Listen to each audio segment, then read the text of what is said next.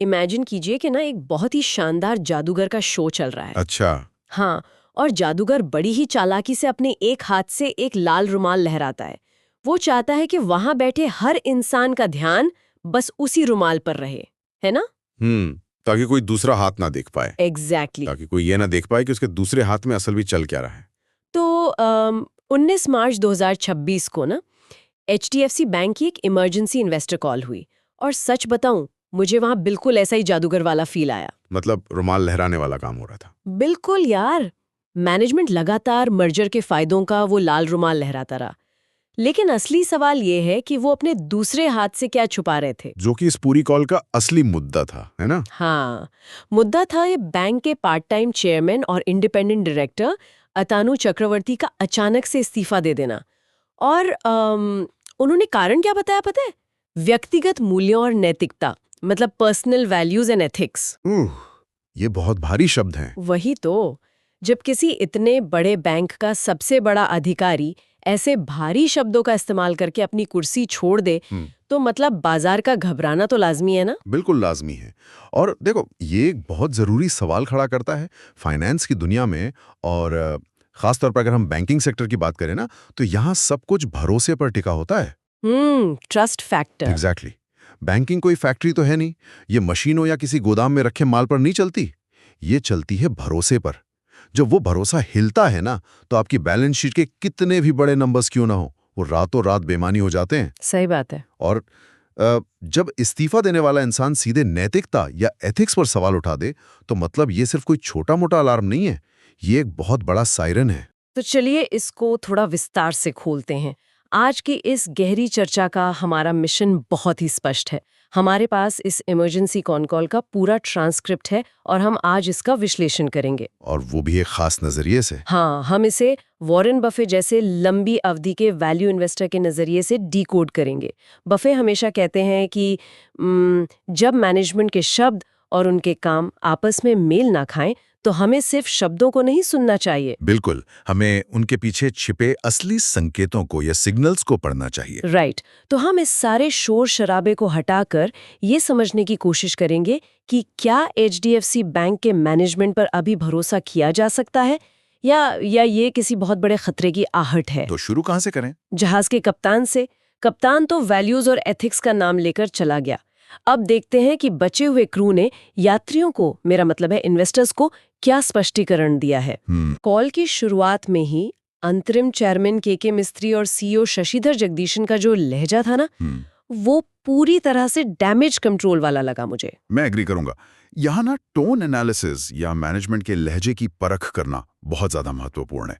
अगर आप उस ट्रांसक्रिप्ट को ध्यान से पढ़ें, तो उनका लहजा बेहद रक्षात्मक था, डिफेंसिव। हाँ, बहुत डिफेंसिव। लेकिन साथ ही वो निवेशकों को हद से ज्यादा आश्वस्त करने की कोशिश भी कर रहे थे, मतलब ओवर रीएश्योरिंग। वो बार बार बस यही दोहरा रहे थे कि कोई भी मटेरियल मैटर नहीं है, कोई बड़ा मुद्दा नहीं है, कोई पावर स्ट्रगल नहीं है, सब ठीक है वाला रट लगा रखा था। एग्जैक्टली।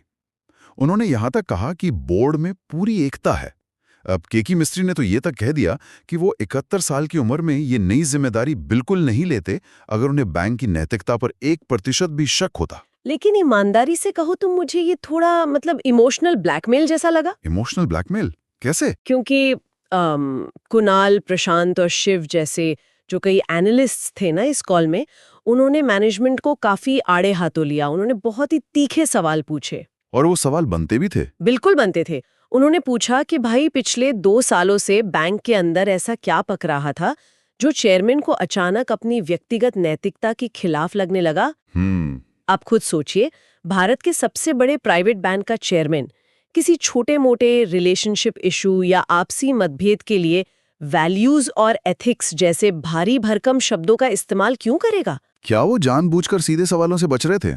देखो, यहाँ जो सबसे रोचक बात है वो ये है कि मैनेजमेंट का जवाब सच में बहुत ही गोलमोल था। वेग था एकदम। कुछ क्लैरिटी नहीं दी उन्होंने। बिल्कुल नहीं। उनका बस यही कहना था कि ये इस्तीफा उनके लिए भी उतना ही हैरान करने वाला है और शायद ये चेयरमैन का कोई निजी फैसला हो।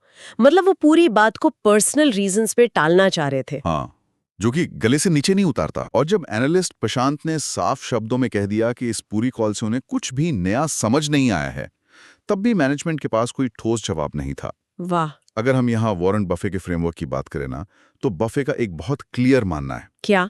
जो मैनेजमेंट अनिश्चितता को यानी अनसर्टेनिटी को स्वीकार नहीं करता और क्राइसिस के समय बिना किसी डेटा के ओवर कॉन्फिडेंट दिखता है, उस पर हमेशा शक करना चाहिए। मतलब मैनेजमेंट ये तो जोर शोर से बता रहा है कि क्या नहीं है, हाँ, लेकिन वो ये बिल्कुल नहीं बता रहे कि असल में हुआ क्या है। इसे ही बफे लॉजिक गैप कहते हैं, हाँ, है ना? एग्जैक्टली, जहां कहानी के तार आपस में नहीं जुड़ते। एकदम सही। और देखो, जहां लॉजिक गैप होता है ना, वही रिस्क पनपता है। वे नैतिकता शब्द के इस्तेमाल को लेकर कोई भी स्पष्ट कारण देने में पूरी तरह से विफल रहे। तो यहाँ पे आकर बैक सच में बहुत दिलचस्प हो जाती है। अगर ऑफिशियल बयान में इतना बड़ा झोल है, तो क्या बैंक के अंदर बंद कमरों में कोई सत्ता का संघर्ष चल रहा है? पावर स्ट्रगल की बात कर रही हैं आप? हाँ, चलिए बोर्ड रूम के अंदर के डायनामिक्स को थोड़ा समझते हैं। बाजार में ना पहले से ही deputy managing director Kaizad Bharucha और मैनेजमेंट के बीच पावर स्ट्रगल की बहुत सी अफवाहें उड़ रही थीं। हाँ, ये अफवाहें तो थीं, और शशिधर ने इस कॉल में इन अफवाहों को सिरे से खारिज भी किया। बिल्कुल। उन्होंने दावा किया कि कैजाद को तो भविष्य में और अधिक जिम्मेदारियां मिलने वाली हैं। रोल एक्सपेंशन होने वाला है उनका। लेकिन जब एनालिस्ट ने खुरेद का पूछा कि भाई वो जिम्मेदारियां आखिर होंगी क्या, तो फिर से कोई स्पष्ट जवाब नहीं मिला। वही गोलमोल बातें। और सबसे चौंकाने वाली बात तो अब आती है। क्या? साल की सबसे महत्वपूर्ण डैमेज कंट्रोल कॉल चल रही है।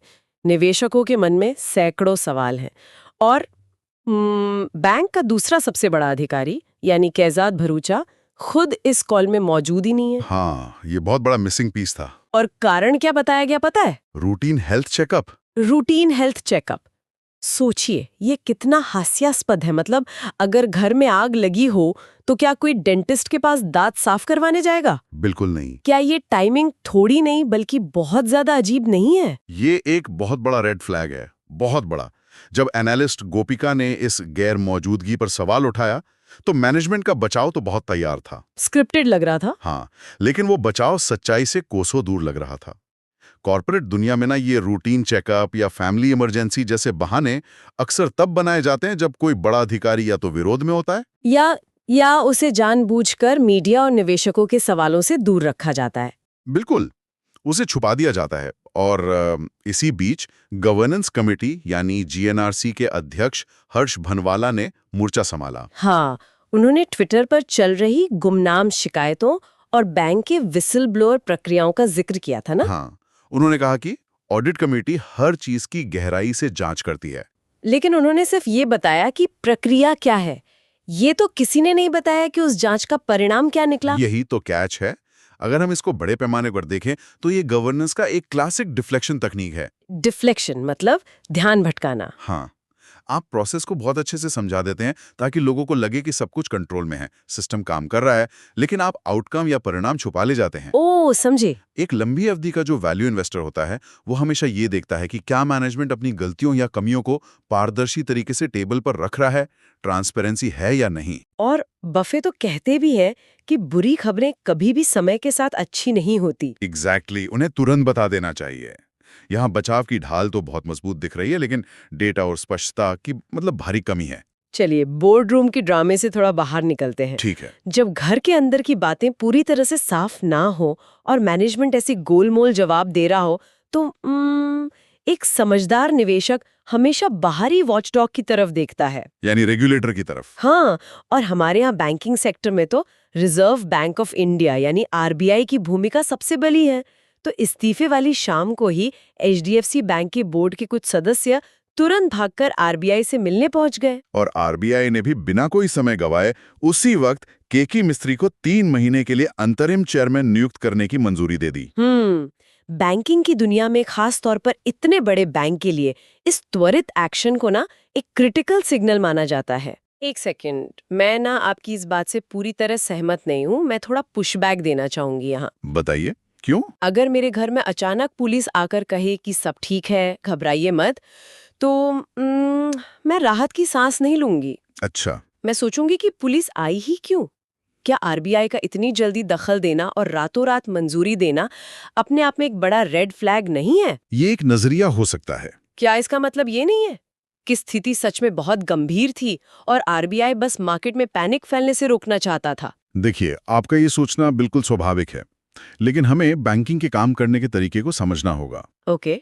बैंकों का जो कच्चा माल होता है ना, वही लोगों का भरोसा होता है। अच्छा। अगर बाजार में ये खबर फैल जाए कि देश के सबसे बड़े बैंक में लीडरशिप का इतना बड़ा संकट है और रेगुलेटर चुप बैठा है, तो पैनिक मच जाएगा। बिल्कुल, बैंक रन की स्थिति पैदा हो सकती है, यानी लोग घबराकर अपना पैसा निकालने लग सकते हैं। आरबीआई ने 3 महीने के लिए अंतरिम चेयरमैन को मंजूरी देकर एक बहुत ही सदा हुआ कदम उठाया है। मतलब उन्होंने परमानेंट क्लीन चिट नहीं दी है, बस समय खरीदा है। एग्जैक्टली। इसे हम रेगुलेटरी सपोर्ट कहते हैं। फाइनेंस सेक्टर में अगर रेगुलेटर तुरंत स्थिति को स्थिर करने के लिए कदम उठाता है, तो सिस्टमैटिक रिस्क कम हो जाता है। Systematic risk. सिस्टमैटिक रिस्क का मतलब है कि किसी एक बड़े बैंक की परेशानी का पूरे देश के वित्तीय सिस्टम पर असर पड़ना, कंटेजियन इफेक्ट। ओ, तो आरबीआई ने उसको रोक दिया। हाँ, आरबीआई ने जो किया वो एक अनुभवी निवेशक के नजरिए से एक पॉजिटिव सिग्नल है। इसका मतलब है कि रेगुलेटर सो नहीं रहा है, वो स्थिति पर बहुत करीब से नजर रखे हुए हैं और बैंक को अस्थिर होने से बचा रहा है। पॉइंट तो है, लेकिन एक बात सोचिए। क्या? अगर आरबीआई ने बैंक को तुरंत अस्थिर होने से बचा भी लिया, तो क्या बैंक के पास आगे बढ़ने का कोई ठोस प्लान है? क्योंकि बिना डेटा के तो ये सिर्फ हवाई बातें हैं। ये बात आपने बिल्कुल सही पकड़ी। चलिए अब सीधा बैंक की तिजोरी, उनके बिजनेस और बैलेंस शीट पर आते हैं। कॉल के दौरान ना मैनेजमेंट ने बड़े बड़े दावे किए। सीईओ ने कहा कि मर्जर के फायदे अब दिखने शुरू होंगे। हाँ, और उन्होंने ये भी कहा कि आने वाले समय में टेक्नोलॉजी हमें चौंका देगी। बिल्कुल, उन्होंने कहा कि बैंक का सबसे बेहतरीन समय अभी आना बाकी है। दावे तो बहुत बड़े बड़े थे, लेकिन जैसा कि हमने पहले कहा था, एक वैल्यू इन्वेस्टर हमेशा क्या नहीं कहा गया उस पर ज्यादा ध्यान देता है। Hidden signals. हाँ, इस पूरी कॉल में बिजनेस को लेकर जो बातें नहीं कही गई ना, वो सबसे ज्यादा डराने वाली हैं। कहीं भी नेट इंटरेस्ट मार्जिन यानी निम या नॉन परफॉर्मिंग एसेट्स यानी एनपीए, मुनाफे या कैपिटल एलोकेशन को लेकर कोई ठोस डेटा या नंबर शेयर ही नहीं किया गया। कर दूं? बिल्कुल, बताइए। एनपीए यानी नॉन परफॉर्मिंग एसेट्स, सीधे शब्दों में कहें तो वो लोन जो डूब रहे हैं, जिनकी किश्तें वापस नहीं आ रही हैं। सही।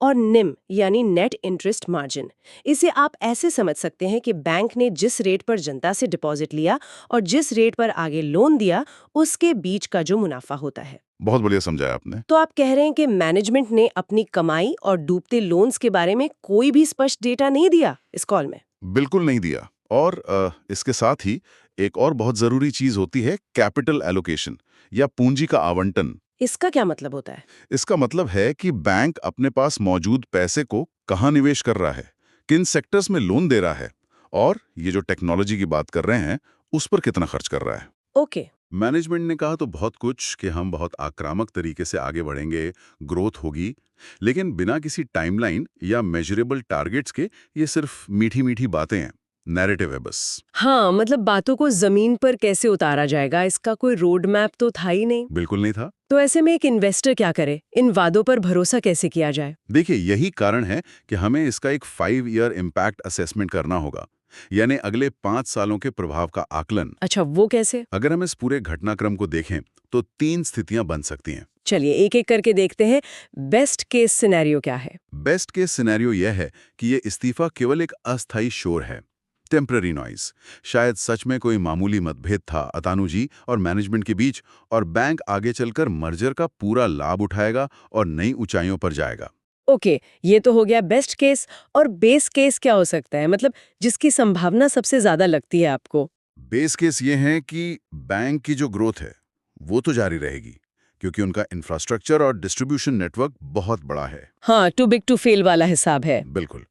लेकिन इस घटना से जो उनकी ब्रांड रेपुटेशन या प्रतिष्ठा को ठेस पहुंची है ना, और जो लीडरशिप पर इतने सवाल उठे, उससे उभरने में मैनेजमेंट को थोड़ा समय लगेगा। मतलब बाजार उन पर तुरंत आंख मूंद कर भरोसा नहीं करेगा अब। एकदम सही। उन्हें अपना ट्रस्ट वापस कमाना पड़ेगा। और वर्स्ट केस, सबसे बुरी स्थिति क्या हो सकती है इस सिनेरियो में? वर्स्ट केस ये होगा कि नैतिकता का ये जो मुद्दा है वो वास्तव में किसी बहुत बड़े छुपे हुए एनपीए या गवर्नेंस के किसी गहरे संकट से जुड़ा हुआ हो। मतलब वही जादूगर वाला रुमाल, असल में कुछ बहुत बड़ा छुपाया जा रहा हो। हाँ, जिसे अभी रुमाल से ढका जा रहा है। अगर ऐसा हुआ तो ये बैंक के लिए एक बहुत लंबा और दर्दनाक जोखिम बन सकता है। बाप रे।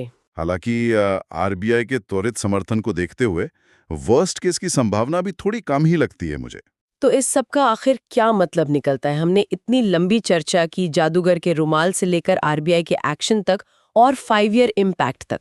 चलिए इस पूरी गहरी चर्चा को एक बहुत ही सिंपल इंग्लिश समरी में बांधते हैं। ठीक है। एक्चुअल क्या हुआ? एक्चुअल ये हुआ कि बैंक के चेयरमैन अतानु चक्रवर्ती ने अचानक इस्तीफा दे दिया और जाते जाते पर्सनल वैल्यूज और एथिक्स का हवाला दे दिया, जिससे मार्केट में पैनिक फैल गया। राइट। और मैनेजमेंट क्या कह रहा है? मैनेजमेंट कह रहा है कि घबराने की कोई बात नहीं है, बैंक में कोई गवर्नेंस इशू नहीं है, बोर्ड पूरी तरह से एकजुट है और बिजनेस पहले से भी ज्यादा मजबूत होने वाला है। और सबसे जरूरी सवाल, इस सबसे इन्वेस्टर को क्या समझना चाहिए? देखिए, इन्वेस्टर को एक तराजू में दोनों पलड़ों को तौलना होगा। एक तरफ रेड फ्लैग्स की चेकलिस्ट है, जैसे कि भारी शब्दों के साथ चेयरमैन का जाना, हाँ, और एनालिस्ट के तीखे सवालों के वेग या गोलमोल जवाब मिलना। और वो रूटीन चेकअप वाला बेतुका बहाना, दूसरे सबसे बड़े अधिकारी का इतनी अहम कॉल से गायब रहना। बिल्कुल। और बिजनेस को लेकर ठोस डेटा या नंबर्स की पूरी तरह से कमी होना। ये तो हो गए रेड फ्लैग्स। लेकिन दूसरी तरफ कुछ पॉजिटिव सिग्नल्स की चेकलिस्ट भी तो है। हाँ, वो भी इग्नोर नहीं कर सकते। जैसे कि मैनेजमेंट का बेहद आत्मविश्वासी लहजा और आरबीआई का तुरंत अंतरिम चेयरमैन को मंजूरी देना, जो कि हमने डिस्कस किया कि सिस्टमैटिक रिस्क को काफी कम कर देता है। और बैंक का इतना बड़ा साइज कि उसे आसानी से इग्नोर नहीं किया जा सकता। सही कहा। इसलिए अगर हम फाइनल कंक्लूजन की बात करें ना, तो इस पूरी स्थिति को न्यूट्रल या वेट एंड वॉच की श्रेणी में रखा जाना चाहिए। वेट एंड वॉच जी। मतलब अभी रुको और देखो। हाँ, अगर हम वॉरेन बफे के नजरिए से सोचें तो शायद वो इस समय मैनेजमेंट के इन गोलमोल बयानों पर पूरी तरह से भरोसा ना करें। वो डेटा का इंतजार करेंगे। बिल्कुल। वो तब तक इंतजार करेंगे जब तक धुंध छट नहीं जाती और ठोस डेटा सामने नहीं आ जाता। लेकिन साथ ही वो एचडीएफसी बैंक के मजबूत मोट, यानी उसकी बाजार में जो गहरी पकड़ है, और आरबीआई के स्पष्ट समर्थन को भी नजरअंदाज नहीं करेंगे। ये एक बहुत ही संतुलित नजरिया है।